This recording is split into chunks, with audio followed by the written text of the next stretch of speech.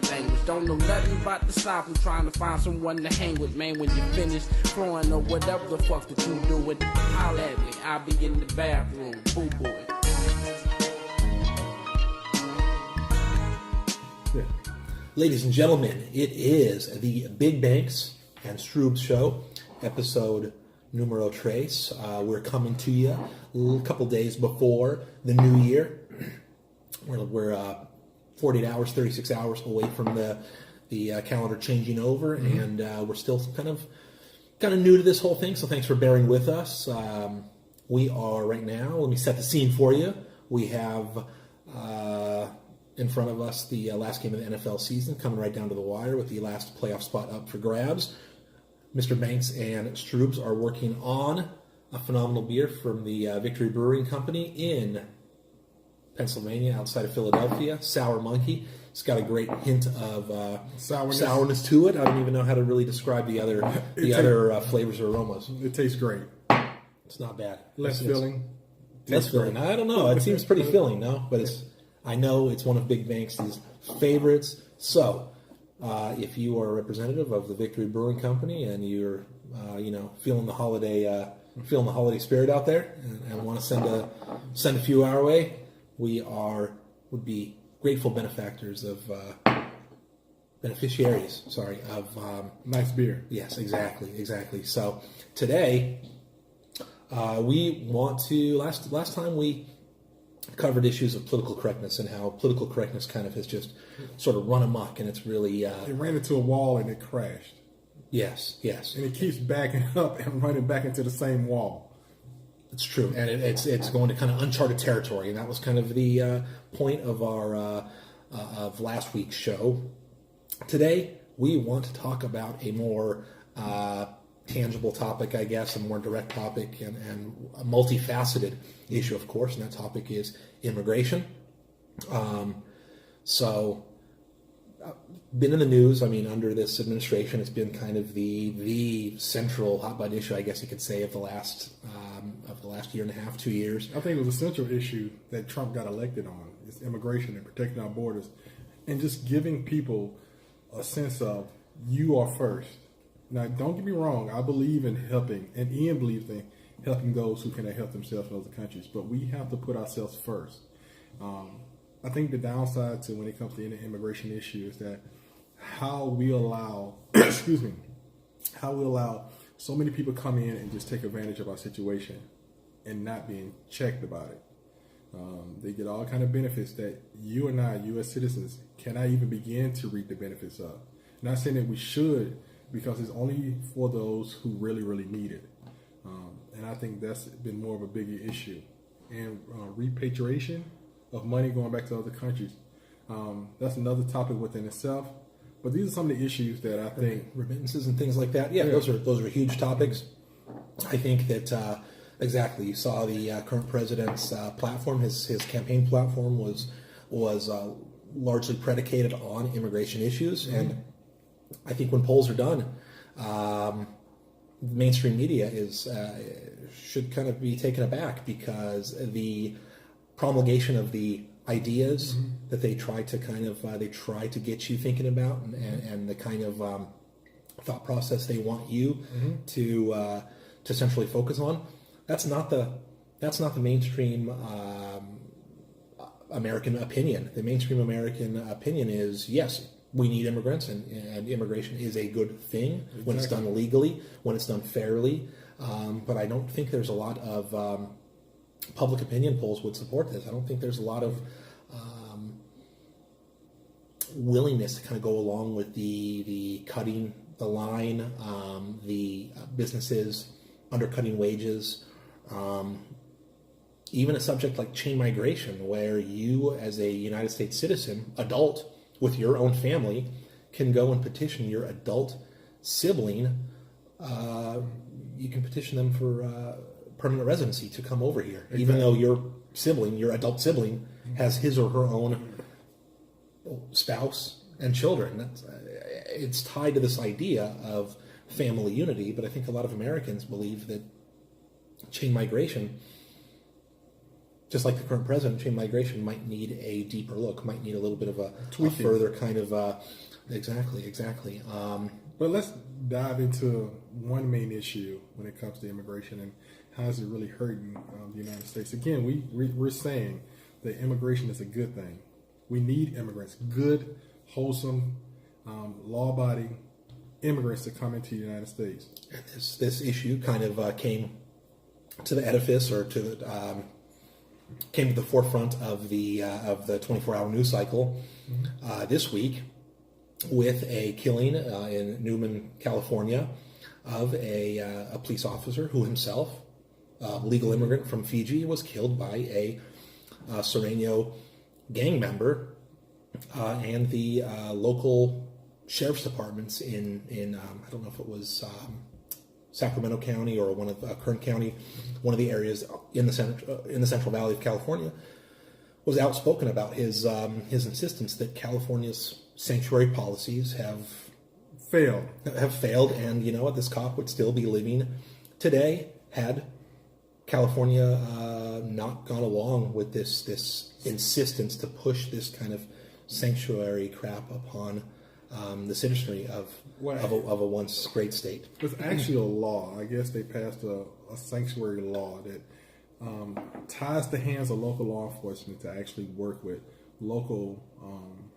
It ties the hands of local law enforcement to work with federal law enforcement, more so with ICE, to help remove certain people who do not supposed to be here.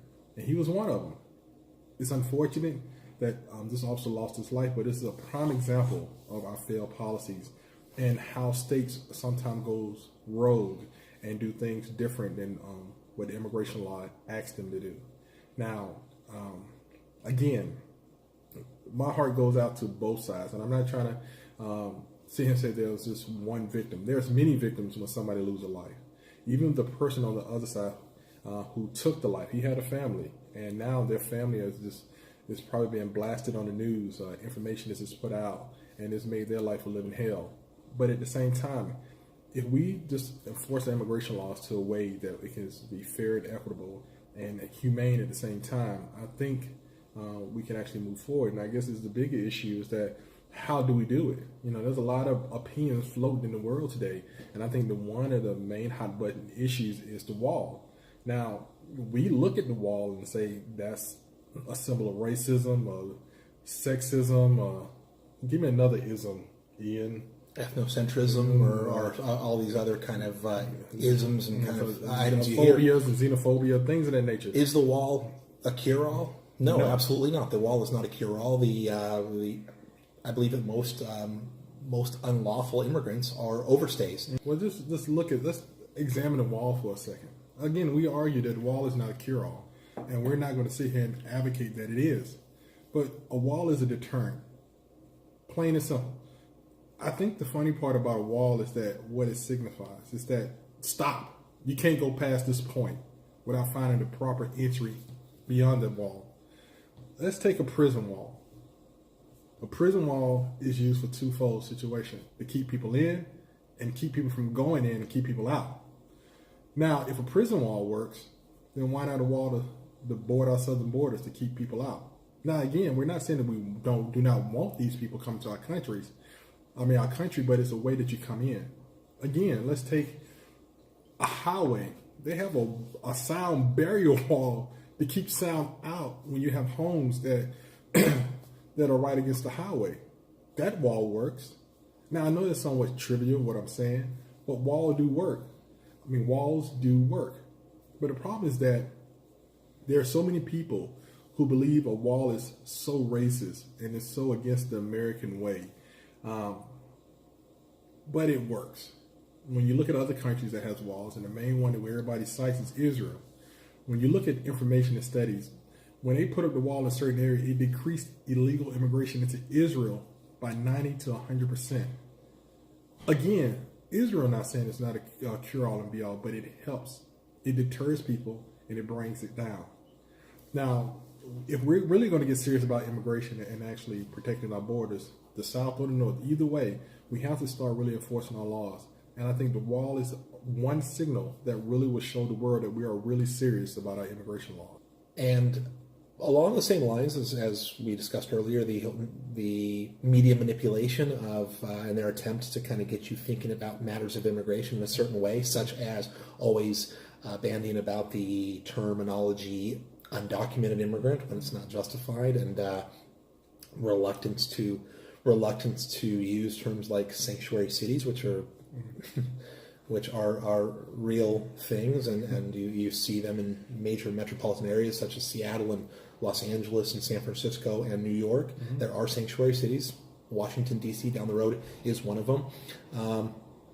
Media manipulation was also very heavily seen, or has been seen in the last couple of months, in the incidents of children. Exactly. Two particular issues, one around Thanksgiving time, I believe, and another around Christmas time. Mm-hmm. Two young Central Americans, 7, 8 years old, I believe, exactly.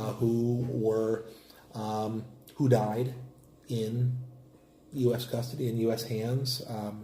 Not sure, I think entirely. I think there are a lot of doubts about their health mm-hmm. and what they were put through and what they had to endure. Mm-hmm. But you see a very ugly kind of finger pointing done by outlets like CNN now that kind of want to throw all the blame in the direction of the current administration, and what's your take on that? It's unfortunate that most media outlets pull at the heartstrings of the American people.